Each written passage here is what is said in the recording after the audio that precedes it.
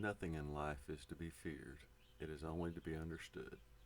Now is the time to understand more so that we may fear less. Marie Curie. We're going to plant tomato plants in here. What we have here is a 16-foot by 10-foot area. It's at the end of our old chicken coop and chicken run. You can see there's our new chicken coop and chicken run behind me. This has been planted with a cover crop all winter long. It was about that high back in the end of February. I took this temporary fence down, let our chickens get in here. They've picked it all over, scratched it all up. I went ahead and planted another cover crop in it back at the end of February, the beginning of March, and it's grown up this much since. Now this is downhill from our old chicken coop and chicken run, so all the chicken manure and chicken litter has washed in here over the years.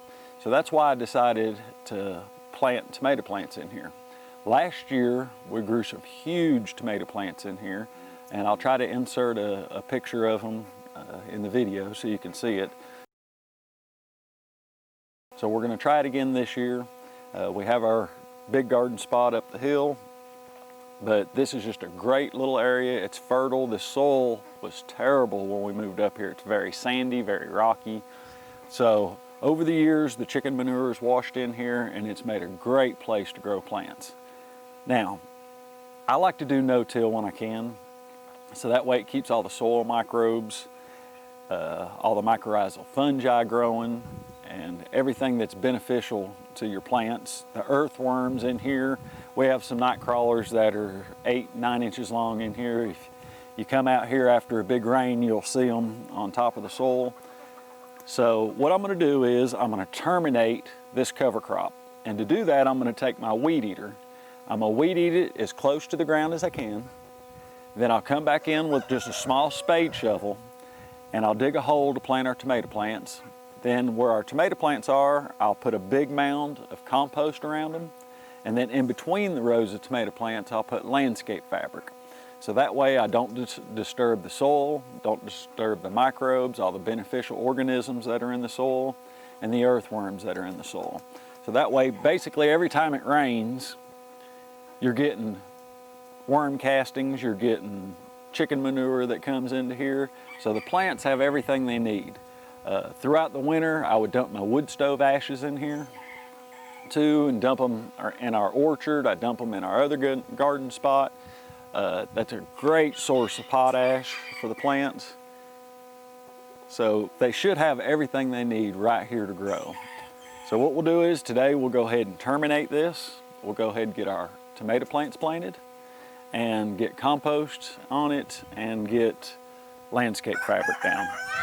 Now one thing I do want to talk about, I have winter wheat in here, I have clover in here, I have kale in here, which the kale I'm going to go ahead and pick real quick. I'll probably do that off camera.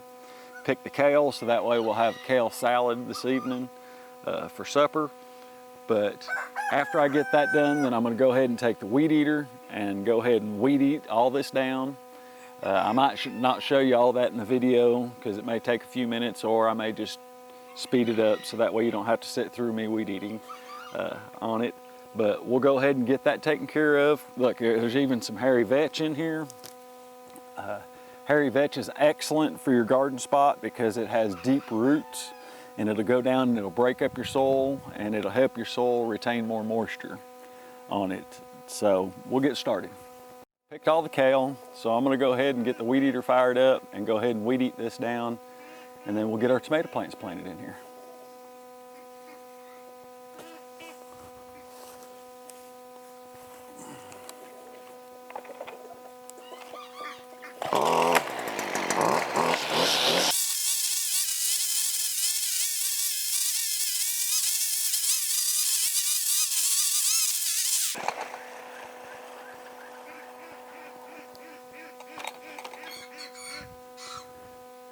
Okay, now we've terminated our cover crop. I don't know if you could tell in the video, but I was tilting my weed eater head sideways. That way I could cut right down to the dirt. I'm gonna leave all of this on top, the whole cover crop. That will help suppress the weeds, and that'll put nutrients back into the soil because that'll be good organic matter. So now what we'll do is we'll go get our tomato plants. We'll come back with a small spade. We'll dig a small hole, plant the plants in it, put our cages around it, put our compost around it, and then lay our landscape fabric. I'm going to show you how I plant one tomato plant, and then I'll probably just do a time lapse of everything else, so that way you don't have to sit through the whole thing here. So what I have my tomato plants, just a small shovel, have some BioLive. I like the down-to-earth products. It's all natural fertilizers, OMRI listed, and I have some back guano in here. I buy it in 10-pound bags, so I just put a little bit in there. So what we're gonna do is just dig a hole, plant our tomato plant, and then either use a small piece of bamboo, or if you know anybody that hunts with bow and arrows, they probably have a bunch of old arrows laying around. These make great stakes. And then we'll put a cage around it, and these will hold the tomato plants until they get big enough for the tomato cages to hold them on it. So let's get started. So what I normally do is just make a small hole,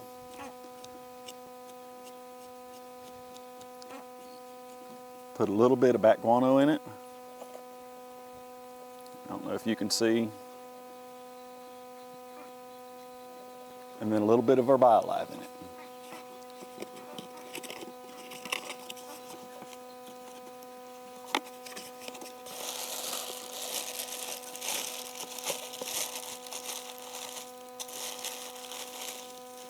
And this is 1 tablespoon. I just use about half of it. And then just mix it up.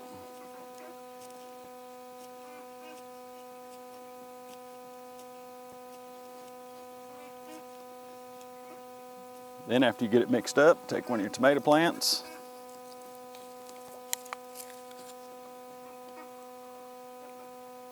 dig down in there, go a little deeper with it.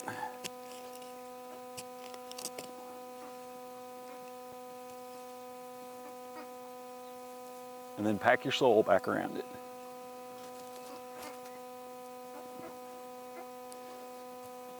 Now, once we get our soil packed around it, put in the bamboo stake, or like I said, you can use an arrow.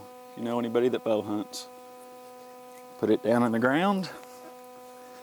And there's several ways you can support these. You can either use these little stretchy clips, which I like. You can buy those little spring-loaded clips, or you can use the garden tape. This is just regular plant tape. It's not sticky, they call it tape. Just make sure you tie it loosely around it. You don't want it tight, you want to give the plant room to grow. So if you use these little clips, you can just go around it and clip it like that, and you're done. So I'm going to go ahead and plant the rest of these tomato plants, and I'll probably just do that on time lapse, and then cut it in, add it to the video. If you have any questions or comments, leave them below.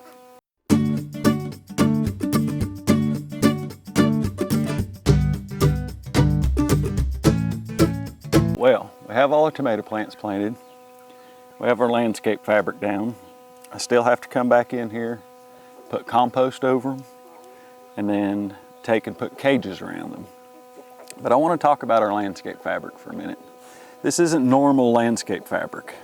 Yes, it is breathable, water does go through it, but what this is silt fence. And if you're ever driving around and you see a road construction job and they have a little short fence set up around it, anywhere there's bare soil, especially if it's on a hill, they put this stuff up so that way the dirt doesn't erode away. And you can stop at those construction sites, talk to the superintendent, tell him what you're wanting to do, and most of the time they'll give it to you when the job's over. So you can get it for free. And it's super thick. You can't rip it at all. Sometimes it does have some fencing on it, which is good because you can use it in other places on your farm or your homestead. And then it just has little hog rings on it that you just got to pull loose or take a pair of cutters and cut them loose. But you can get it for free. And like I said, it's super thick. It's everywhere. Every construction job, road construction, will have this up because the EPA makes them do it. So if you'll just stop in there, talk to the superintendent, find out who's in charge. Generally, when the job is done, you can get this for free. I have hundreds and hundreds of feet of this stuff where I've stopped and talked to them. Also, when they're doing new road construction, this stuff comes in 12-foot rolls, 12 feet wide, and they lay it down underneath the road before they start building the road. Once they get the grade done and the gravel, they'll lay this down as a barrier. So you can also stop anytime you see new construction like that. And a lot of times they'll have part of a roll left over. In fact, I have part of a roll that has about 200 feet on it. And it's 12 foot wide. You do have to cut this either with a sharp knife or with a utility knife, something sharp, because it is tough. But the weeds will not grow through it. This stuff is about 3 times as thick as what you can get at the big box stores. And that's expensive. If you go to Lowe's or Home Depot or one of those stores and buy a lot of landscape fabric, it can get expensive. So just stop, find your road construction site, and you can get it for free usually. Now, another thing that I do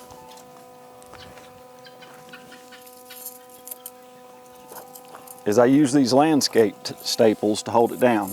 Now, I bought a box of 1,000 of these for $10 at a yard sale.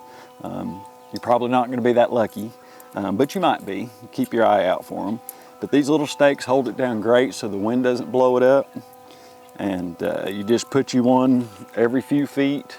I'll probably on this one put 2 on the ends, on each end, each corner, and maybe 1 or 2 down the center to keep the wind from blowing it, because we get a lot of wind where we're at here. And then that'll hold it for all year long. And then at the end of season, I'll pull these up, I put them in a box, put them up, and I roll my landscape fabric up and just set it down somewhere, put it out of the way. And then next year, your landscape fabric is already cut to size and your staples are good to go. Now, these will rust throughout the year, but they last 5, 6, 7 years easy before they rust so much you can't use them anymore. These are brand new ones. I used all the used ones already that I had, so I'm going to be using new ones on this one. Okay, well, I'm going to go ahead and do another time lapse, putting the landscape fabric down, stapling it down, and getting the compost in, and then we'll check back with you when we're done, completed.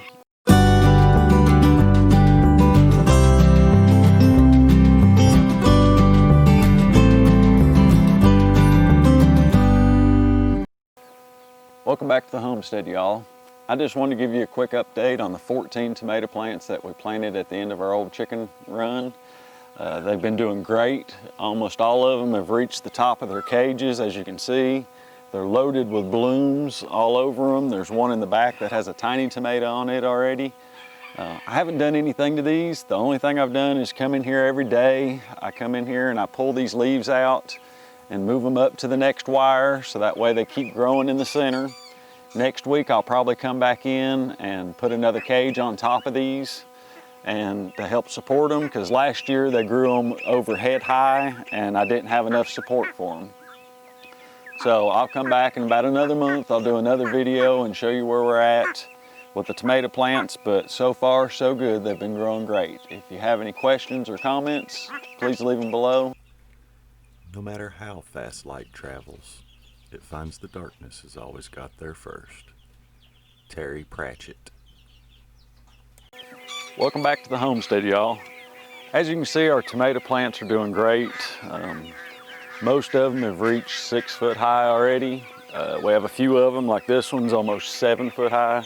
My goal for this year was to get to 8 foot tall. Grow 8 foot tall tomato plants and be full of tomatoes. Well, we've been picking tomatoes like crazy off of these. All 14 plants in this grow are doing wonderful. There's no yellow leaves on them whatsoever. Of course, I've been going around and cutting underneath them. Today I'm gonna do some more cutting underneath. I like to keep at least the top foot to 18 inches leaf free. That means I cut every leaf off of them. So if I grab the camera in a little bit, I'll take you and show you underneath what I've done. You can see all the way across all these tomato plants underneath, because the only thing there is the stalk coming up. I keep everything else cut back. That helps keep the blight and any soil-borne funguses or bacteria from starting on the bottom leaves and working their way to the top.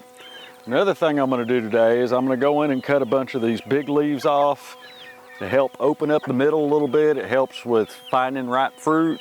Plus it helps with airflow, so that way we don't get bacteria growing on any leaves if we get a rain at night. This time of year in July and August is a bad time of year to get night rains, and then those droplets of water sit on the leaves overnight and they'll create a place for bacteria to grow. So I don't want that either. Plus we have a huge heat dome fixing to come in this week to us. They're forecasting us to be in the 90s here in Tennessee. So I want to take a lot of these leaves off so these plants don't need quite as much water to do well. Now I will water these during that heat. I'll water them first thing in the morning. Tomato plants are one of the few plants that you want to water a little bit along as they go. Most plants you're better off to water once a week, give them a good soaking, and then let them dry out a little bit and then water them again. But if you do that with tomato plants, a lot of times you'll get tomatoes that'll split because they'll have too much water. So you're better off to water them a little bit every other day, every other day or so, than you are to give them a whole lot of water once a week. So that's what I'm going to try to do during this heat wave that's coming. I'll water them in the morning. I'll start off watering them every other day and see how that does. But these are some huge plants, so they take a lot of water, especially when they're full of tomatoes. It takes a lot of water to produce the fruit that they're producing. So I'm going to watch them carefully over the next couple of weeks, keep my fingers crossed. Hopefully I can take care of them and they'll survive the heat because they're just all growing so well. So I'm going to go in here today. I'm going to take a good sharp pair of pruners, and the only thing I'm going to do is go into the inside of these plants, find some of these big leaves, and I'm just going to cut them off and put them in the composter. And like I said, I'll open up the inside. They'll take less water and it'll provide more airflow going through the plants. So hopefully we won't get any blight or bacteria growing on the plants. And it'll make it easier to find the ripe tomatoes to pick them. Because when they get this big, those tomatoes will hide in there under the leaves. In fact, I can see some tomatoes that I missed this morning when I picked down here on the bottom that are ripe, that need to be picked. But I'm going to go through here. I'm going to cut all these leaves. I'm going to cut the suckers off of them. Any new suckers that I found, I'm going to go ahead and cut those off today. And like I said, I'm going to go ahead and cut these big leaves off. Some of them. I'll leave some of them on there. Of course, the plant needs some big leaves on it, but the majority of them I'm going to go ahead and cut off and put them in the composter. So whenever I get done, I'll grab the camera, I'll take you underneath the plants and I'll show you what it looks like underneath. They're nice and open. And then I'll show you on the insides how I've opened up some of these plants and cut some of these super long leaves off of them to get them out of there. But you know, tomato plants don't need a 2 and 3 foot leaf. All right, I've completed cutting all the leaves off from the bottom of the plants on all the plants. I still have some more thinning I'd like to do. I'll probably get to that tomorrow. But I'll grab the camera and I'll take you around and I'll show you underneath some of these plants how I've cut all the leaves back from the bottom foot of the plant. And you can see how open they are. I still have a few suckers here that I need to cut back that I haven't cut back yet. I do have some cuttings over here.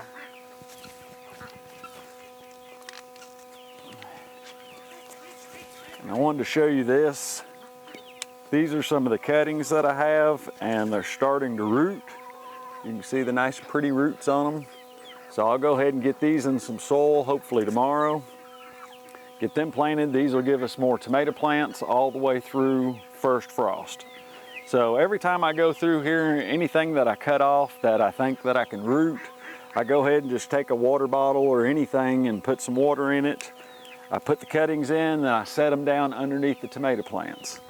So I just set them underneath here and right there in the shade, and in a few days they'll be rooted.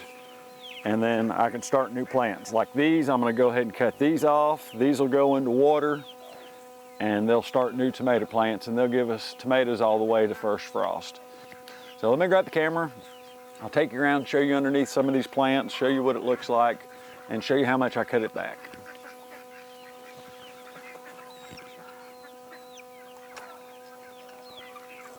Okay.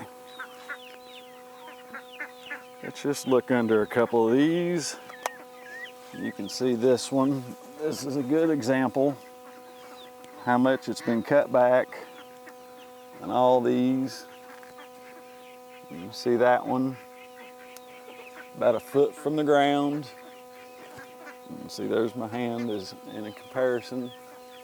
All up underneath these plants, I cut them back. Of course, there's a little chick under here getting bugs. And they can fit through the wire, the big chickens can't. So if you have any questions, comments, please leave them below. Thanks for watching. If you want to grow huge tomato plants like these that are 7 foot tall on July 12th, our goal is to reach 8 foot. They should reach that no problem this year.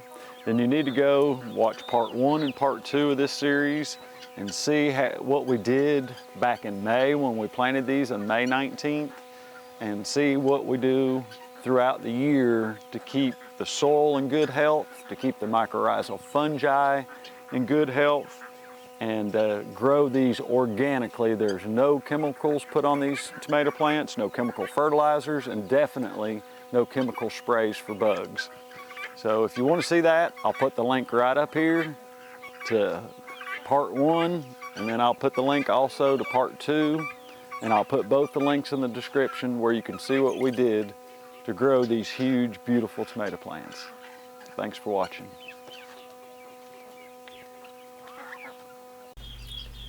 To do more for the world than the world does for you, that is success. Henry Ford. Welcome back to the homestead, y'all. I just wanted to give you a quick update on our tomato grow at the end of our old chicken coop. These are the 14 tomato plants we planted back in May. They're doing wonderful. They're over 9 feet tall now. We've been getting tons of tomatoes. You can see this is a Sweet 100. This whole row is here, and then these on this side are Amish paste, which I believe the Sweet 100s have the Amish paste beat by about 6 inches. Not quite, but they're just putting off tons of tomatoes. We have had a lot of rain the last couple weeks, so we've been picking our tomatoes not quite ripe. With all the rain, we've been getting some tomatoes that are split, which these Sweet 100s aren't too bad for it, but they still will do it. But now the Amish paste, if they get way too much water, the huge tomatoes, they'll start to split. So what my wife and I have been doing is picking them a little bit early and letting them ripen in the house. Also, I have 2 plants at the front of the grow, which they get the most water. I'm starting to get a few yellow leaves on them, and I'm hoping that it's just because we have had a lot of rain this week and they're turning yellow, but I'm not sure what's going on with them. But it's just a few leaves. It's just 4 or 5 leaves, about midway up on the plant. So I'm gonna cut those off today. I'm gonna have to trim a lot of these bigger leaves off. We're having a hard time picking the tomatoes in the center, especially on the Amish paste, because some of those tomatoes are just huge on it. So I'm gonna go in there today and I'm gonna pick and take my cutters, and I'm gonna cut a whole bunch more leaves off. But before we started getting all this rain, I was having to give these plants about 2.5 gallons of water every day. They were just soaking the water up. But we've had 3 to 4 inches of rain in the last week, so they've got plenty of water right now. We did make it through the heat dome. Now we're fixing to have another one. I think we're forecast starting tomorrow to be at 90 degrees for the next week with close to 100 heat index. So I'll have to keep an eye on them. If we don't get rain, then I'll go ahead and water them. But hopefully we'll get some of the afternoon thunder showers and I won't have to water too much. But if you have any questions or comments, or if your tomato plants are doing great this year, please leave it below. And if you know anything different that I can do, let me know. My cages this year, I wasn't prepared for these plants to get this tall. By next year, I will be prepared for the plants to get this tall, and I'll have better cage system. I've had to tie some strings up here. I've zip tied some bamboo to it. The wind's blowing a little bit right now, and you can see how much they're starting to shake. Of course, I'm shaking that with my hand. But next year, I'm definitely gonna have better support for our tomato plants. These have done great, and we've been really tickled with how well they've done. If you have any questions or any comments, please leave it below, and thanks for watching.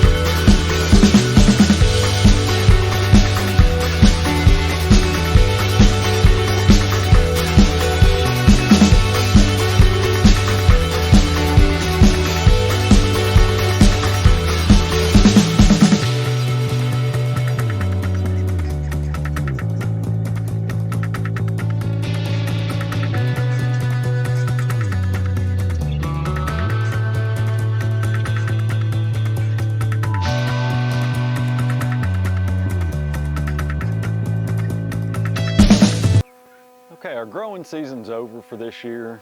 You can see our tomato plants have all died back. So it's time to pull all the cages out, pull the landscape fabric up, and get some cover crop planted in here. I'm going to plant 20 different species of cover crop. So I'm preparing the soil for next year's garden. I'm going to do a top 5 mistakes that I made on this garden. This is our tomato grow at the end of our old chicken coop and chicken run. These plants made it to 12 foot tall this year before the cages collapsed and they fell over. So next year, I'm going to come up with a better design. I'm not going to use regular tomato cages. I'm going to use cattle panels and rebar, and I'm going to weld some rebar together and wire the cattle panels to them. So that way I can grow them on up. They probably would have reached 14 foot tall this year.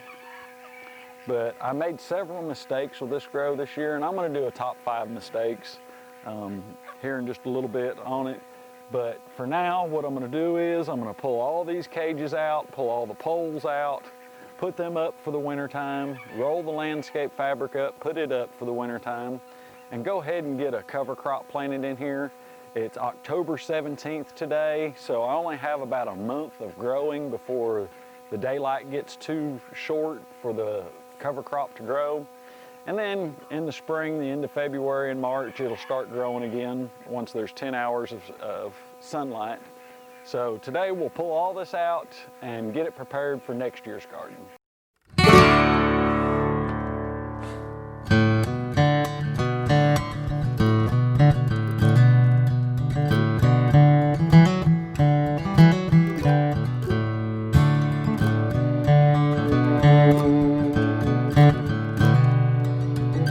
Well, I have everything tore out of the tomato run, got all the cages piled up. You can see the mess I have back there.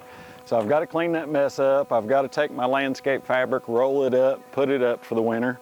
But I opened up that side over there. I'm going to let my chickens just scratch around in here and eat today and possibly tomorrow. And once they scratch everything around, pick all they want, then I'll go in here with a hard rake and just level it. And then I'm going to plant my winter cover crop. Now the cover crop that I use are green manures that I use. I have 20 different species, over 20 different species that I use, and I'll put a list of them below in the description so that way you can see what I'm using. But I'm also doing videos in the main garden on each type of cover crop or green manure that I use and why I use them. So look for those videos. I'll put a couple links down below so you can see those. But I'll go ahead and get the winter cover crop growing in here, and I'll put the wire back up so my chickens can't get in there, and I'll leave it until about the end of February. Around the end of February, the cover crop should be grown up about 18 inches or so. I'll open this back up and let my chickens go in there and pick again, and then I'll plant a spring cover crop. And that'll grow until May when I plant the tomato plants. Usually around the middle of May is when I put my tomato plants out, depending on the weather. But I'll do a spring cover crop also in here and let it grow. And what that's going to do is that's going to keep all the mycorrhizal fungi, the microbes in the soil and the bacteria happy all winter long. It'll feed them all winter long so they'll stay in the soil and stay happy. It'll also help attract earthworms. So that's what I'm going to do with this. And then next year I'm going to try to grow a record tall tomato plants. This year I made it to 12 feet before they collapsed. Next year I'm going for my own personal record. I'm going to try 4-foot tall tomato plants that's loaded with tomatoes. So watch for those videos come springtime. If you have any questions or comments, please leave it below, and thanks for watching.